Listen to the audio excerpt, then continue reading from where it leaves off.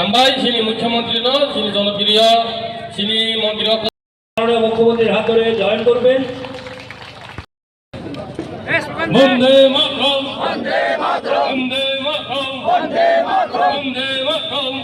জিন্দাবাদ জিন্দাবাদ জিন্দাবাদ জিন্দাবাদ। জনগণের পানি বিজুসুন খাবে কোবাই লামসগো লামসগো লামসগো। জনগণের পানি সুন খাবে কোবাই লামসগো লামসগো লামসগো। বন্দে মাতরম, বন্দে মাতরম। বন্দে তোমার অবুত নাই।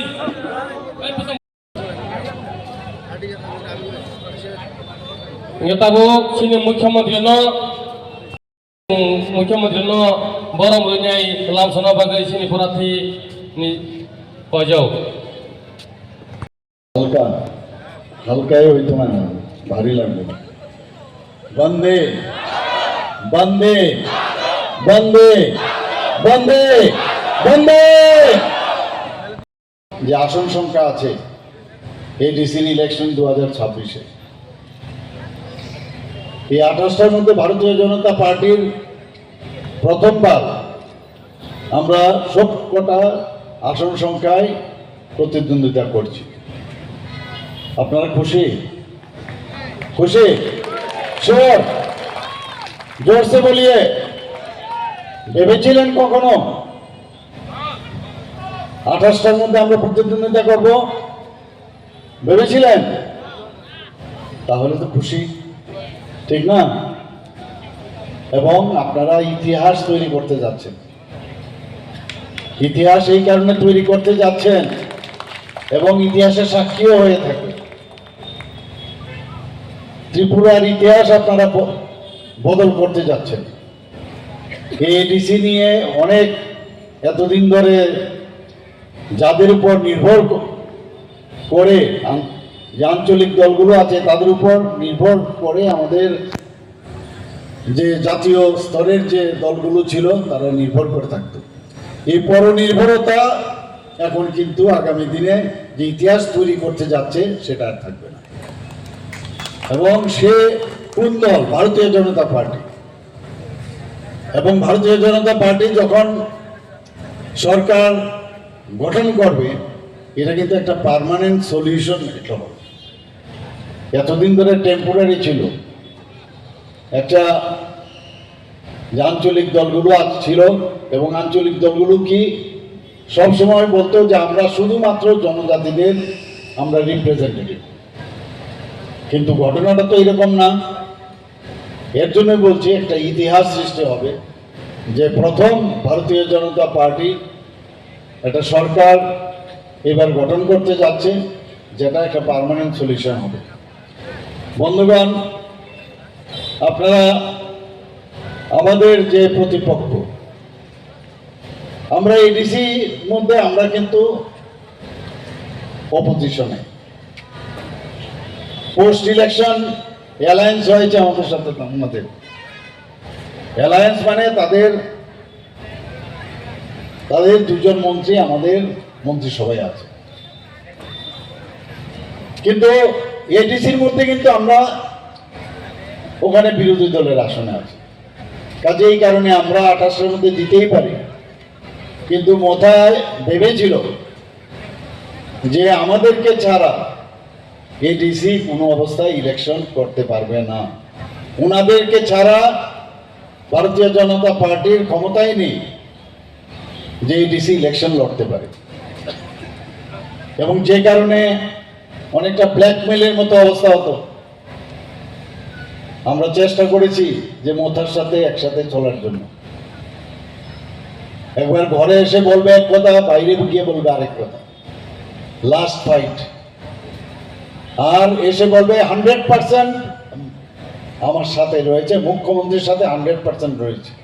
আমি যখন জিজ্ঞেস করি যে আরে আপনি তো বলে গেলেন আপনারা 100% মুখ্যমন্ত্রীর সাথে থাকবেন, তো বলে নেই, পলিটিক্সে সব কিছু হয়, বাইরে গিয়ে একরকম ভিতরে আরেক রকম। বাহ, আমি বললাম কি অদ্ভুত পলিটিক্স। তো এদের থেকে পলিটিক্স শিখলাম। যখন পলিটিক্স শিখলাম আর পলিটিক্স যখন করতে লাগলাম, মানে পলিটিক্যাল টক, তখন সমস্যা হয়ে গেল। মুখ্যমন্ত্রী খারাপ, বিজেপি ভালো, কিন্তু মুখ্যমন্ত্রীর মুখ্যমন্ত্রীকে এগেনস্ট में मेरा ফার্স্ট ফাইট है, লাস্ট ফাইট। আর আমি এবার বললাম আমাদের ফার্স্ট ফাইট, আর ফার্স্ট ফাইটই অবস্থা কাহিল। এক একবার এক এক কথা বলেন। এখানে বিশ্রামগঞ্জের যে আমাদের নগর পঞ্চায়েতে, नगर पंचायत हमारा एडीसी को ले जा रहा है। अरे एडीसी को ले जा रहा है, এখানে কোনো অফিসারের ক্ষমতা আছে এডিসির কোনো অংশ 1 ইঞ্চি জমি কেউ নিয়ে যেতে পারে? এডিসি গ্রাম পঞ্চায়েতের, এখানে পঞ্চায়েত মিনিস্টার আছেন, উনি অ্যানুন্স দিয়েছেন গ্রাম পঞ্চায়েতের 3টা গ্রাম পঞ্চায়েত খালি নিয়েছেন। কিন্তু সবসময় ভুল পথে চলে, ভুল কথা বলা, মিথ্যা বলা, এলেন মানুষকে ভুল বোঝানোর জন্য। আর অফিসারের ঘাড়ে কটা মাথা যে মিথ্যা কথা বলবে আর এরকম এডিসির অংশ দিয়ে দেবে। যখন দেখলো কিছু সুবিধা করতে পারছেন না, নানা রকম ম্যাপ ইত্যাদি বলা আরম্ভ করেছে। আরে এডিসি তো ত্রিপুরার মধ্যেই, এডিসি তো আলাদা না। ত্রিপুরার মন্ত্রিসভা, ত্রিপুরার মুখ্যমন্ত্রী, পুরো এডিসি ত্রিপুরা নিয়ে, ত্রিপুরা এটা বুঝতেই পারে না। একটা আজকে তাহলে আগরতলা মিউনিসিপাল কর্পোরেশন এও বলতে পারে আমরা এমসি, আমরা আলাদা, হতে পারে না তো। এটা লোকাল বডি মানুষকে ভুল বুঝাচ্ছে, এডিসি আলাদা, এডিসি আলাদা, এরকম না। এডিসি কে কি রাং দেয় না, রাং দেয় না, বলে না রাং দেয় না। আরে রাং তো আমরাই দেই, কে দেবেটা কি? কিন্তু রাংগুলো কোথায় কি হচ্ছে, কিভাবে খরচ করছেন, একটা কাজ দেখান যেটা করেছেন। কালকে আমি সিমনা এবং জিরানিয়ার ওইদিকে রোড শো করছিলাম, আমাদের ক্যান্ডিডেট দেখাচ্ছিল যে দেখুন এখানে যে স্মোক হাউস। আমি বললাম এটা স্মোক হাউস? এটাকে স্মোক হাউস বলে? কোটি কোটি টাকা দিয়েছি স্মোক হাউস গুলো, 2-3টা স্মোক হাউস যে প্লাস্টিক দিয়ে ঢাকা, অদ্ভুত। আপনার মানে আমি বললাম ফটো তুলে আমাকে পাঠাও।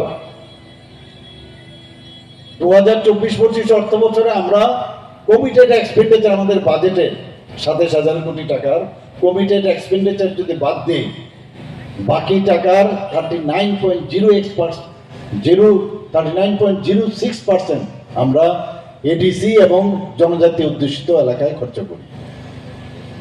শুনতেই রাজি না, নানা রকম বলবে 2% দেই, 3% দেই ইত্যাদি।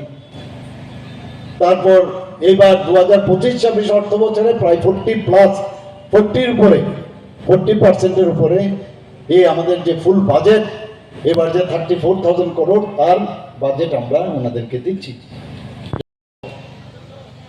কিভাবে ওকে মেরেছে আপনারা দেখেছেন।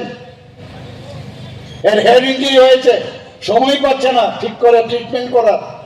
কালকে ওর বাড়িতে আমি গিয়েছিলাম,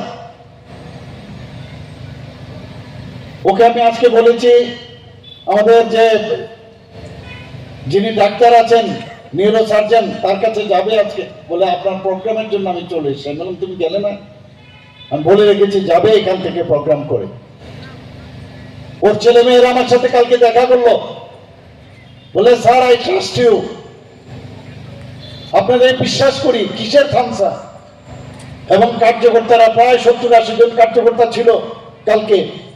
ওনারা বলছিলেন যে আমাদের যখন আমাদের ক্যান্ডিডেটকে তো মেরেছে, পাশাপাশি আমাদেরকেও মেরেছে, এবং আমাদেরকে কে বাঁচিয়েছেন?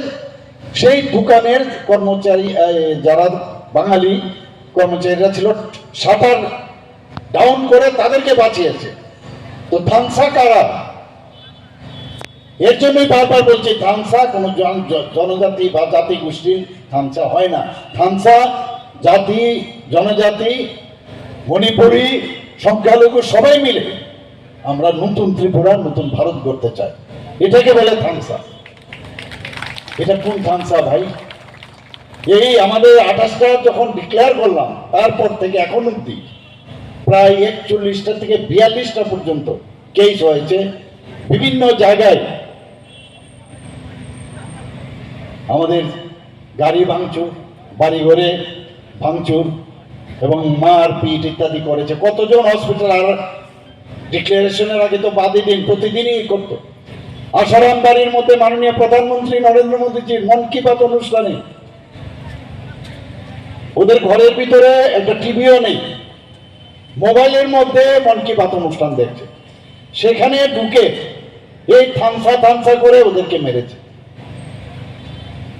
এবং সমস্ত ঘর বাড়ি ভেঙেছে। তাছাড়া যে কি প্রধানমন্ত্রীর মন কি বাত অনুষ্ঠান এখানে হতে দেব না। আমি কুমরুঙ্গে এক মহিলার বাড়িতে গিয়েছিলাম, ওনাকেও মারধর করেছে যেহেতু বিজেপি করে।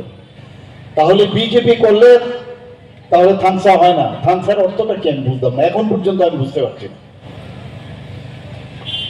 এর জন্যই বলছিলাম যে ওয়েস্ট বেঙ্গলে টিএমসি, তৃণমূল কংগ্রেস, আর ত্রিপুরাতে হয়েছে টিএমপি। টিএমপি মানে ত্রিপুরা মারপিট পার্টি, টিএমপি মানে ত্রিপুরা মারপিট পার্টি। আরেকটা বিশেষণ দিলে আরো ভালো হবে, ত্রিপুরা মিথ্যা পার্টি। যখন যেটা খুশি যা খুশি বানিয়ে এক একবার এক এক কথা বলছে। এই বিশ্রামগঞ্জের ঘটনা নিয়ে অমরপুরে নাকি এরকম আমাদের এডিসির অংশ, আমি বলছি আমি যতদিন ধরে মুখ্যমন্ত্রী আছি আমি কেন, কেউ পারবে না, একটা অংশ নিতে পারবে না। এডিসির 1 ইঞ্চি জমিও অন্য জায়গায় যাবে না, আমি বলেছি। তারপরেও কিভাবে জনজাতি যারা আছেন তারা কিন্তু খুব সহজ সরল হয়, যতই শিক্ষিত হোক, তারপরে আমি দেখেছি ভেরি সফট ইন নেচার, তাদেরকে ভুল বুঝালে খুব ইজি হয়। তো এই রাজনীতিটা খুব ভালো করে বোঝেন, নানাভাবে কথা বলছে এবং জাতি বিদ্বেষ একটা বিষ সমাজের মধ্যে ছড়িয়ে সেখানে নিজের যে ওয়েস্টার্ন ইন্টারেস্ট, একটা কাজ আমি বলছি আবার, একটা কাজ বলুক যে ডিসির মধ্যে করেছে। 30 কোটি টাকা আমাদের সরকার আসার পর ওনাদেরকে দেওয়া হয়েছে হসপিটালের জন্য। এরপর আমি আরোবার 10 কোটি টাকা দিয়েছি, এখন অব্দি হসপিটাল চলছে। আমরা বলি না পত্রিকার মধ্যে যখন বলে চলবে, তো এখনো চলছে, 5 বছরও হলো, হসপিটাল এখনো ঠিকভাবে হয়নি সেখানে। এরপর আবার 30 কোটি টাকা আমি দিয়েছি বিভিন্ন প্রায় 500টা স্কিমের মধ্যে, বাজেট বাদ দিয়েও খবর নেই। ওনাদের আমাদের নমিনেটেড আইএস ত্রিপুরা সরকারে সিও ছিলেন, ওনার সময় এসব হয়েছে। আমি জানি না উনি যুক্ত আছেন কিনা, কিন্তু ওনাকে তো টিকিট দিয়েছে এবং উপহার দিয়েছেন। যদি না আমাদের সরকার তো আসবেই, যে ইতিহাস আপনারা রচনা করবেন। 2026 এপ্রিলের 12 তারিখ ইলেকশন, 17 তারিখ রেজাল্ট, এবং রেজাল্ট আউটের পরে আমাদের সরকার হওয়ার পরে সমস্ত যে কেলেঙ্কারি হয়েছে তার সব কথা আমরা তদন্ত করব এবং তদন্তে যদি প্রকাশ পায় তাহলে কাউকে ছাড়া হবে না, এতটুকু আমি বলতে পারি। মানিক শাহ তো মুখ্যমন্ত্রী, এটা সবার জন্য, জাতি জনজাতি সবার জন্য, সংখ্যালঘু সবার মুখ্যমন্ত্রী। আর এখানে তো অলরেডি জনজাতির মুখ্যমন্ত্রী হয়েছে, তখন তো রা শব্দও নেই। আমাদের কারণে গণতন্ত্র ফিরিয়ে আমরা দিয়েছি। গণতন্ত্র বুকের বাতাস এখন বলছেন আনন্দে, আহা কি আনন্দ, এখন বলছেন গান গেয়ে গেয়ে, যা খুশি তাই বলছেন আপনারা। আমরা মৃত সঞ্জীবনী দিয়ে এখন সতেজ করার পরে গলার থেকে আওয়াজ বেরোচ্ছে। আর আমি বলবো বন্ধুগণ, আমি জানি না এখানে কেউ যাত্রা দেখেছেন কিনা, এখন কিন্তু যাত্রা আর দেখতে হবে না। বাইরের যারা যাত্রা করতো আগে আসতো এখানে বহু, তো ওই রিক্সার মধ্যে আজকের কি যাত্রা হবে বলতো, আমরা দৌড়ে দৌড়ে আসতাম দেখতাম। এখন যাত্রা এই পার্টির যেভাবে ভাষণ দেন, এই যে তলোয়ার হা হা হা হা হা করে না এরকম যাত্রার মধ্যে, তো এইরকম যাত্রা এখন কিন্তু রোজ আপনারা দেখতে পাচ্ছেন। তো আর যাত্রা নতুন করে দেখার আর প্রয়োজন নেই। এবং আমি এর জন্যই বলছি যে এখান থেকে 17 তারিখ রেজাল্ট বেরোবে, ওয়েস্ট বেঙ্গলে আমার নাম আছে, ওখানে আমার প্রচারের জন্য যেতে হবে, যাতে এটা বলতে পারি যে টিএমপিকে তো ওখানে তংরাক করে এসছি, এবার টিএমসি কে ওইখানে তংরাক করতে এসছি, এই কথাটা যাতে বলতে পারি। আর একই মুদ্রা, রিপিট আর রিপিট। ওখানেও মারমুখী, সবাইকে মারে পিটে, ভোট দিতে দেয় না। এবার আপনাদের সবার কাছে আমার একটা অনুরোধ, আমি বলছি আমাদের মেয়েরা যদি রেগে যাবে এবং যে আক্রোশ, যে আমার যে গণতান্ত্রিক অধিকার সেটাকে আটকানোর অনেক চেষ্টা করবে। কিছু কিছু জায়গার মধ্যে আমার যে খবর আছে, রোজ একটা আসরের মতো বসে বিভিন্ন জায়গায় বুথের বিভিন্ন সামগ্রী দেওয়া হয় এবং কিছু লাঠি ফাটি দিয়ে আগে মারা হতো, লাঠির জায়গায় এরপরে মাঝখানে আবার ওই যে কি গুলতি না কি জানি, এটা আবার শুরু হলো। গুলতির পরে এখন আবার কালকে আমার এক সবার আগে আমাদের গাড়ির মধ্যে আক্রমণ, ভাগ্যিস সেখানে মানলো না, বুলেটের পরিবর্তে আপনারা ব্যালটের মাধ্যমে আমাদের দুজন ক্যান্ডিডেটকে বিপুল ভোটে আপনারা জয়যুক্ত করবেন, এই আশা রেখে আমার কথা বলা শেষ করছি। সবাইকে নমস্কার।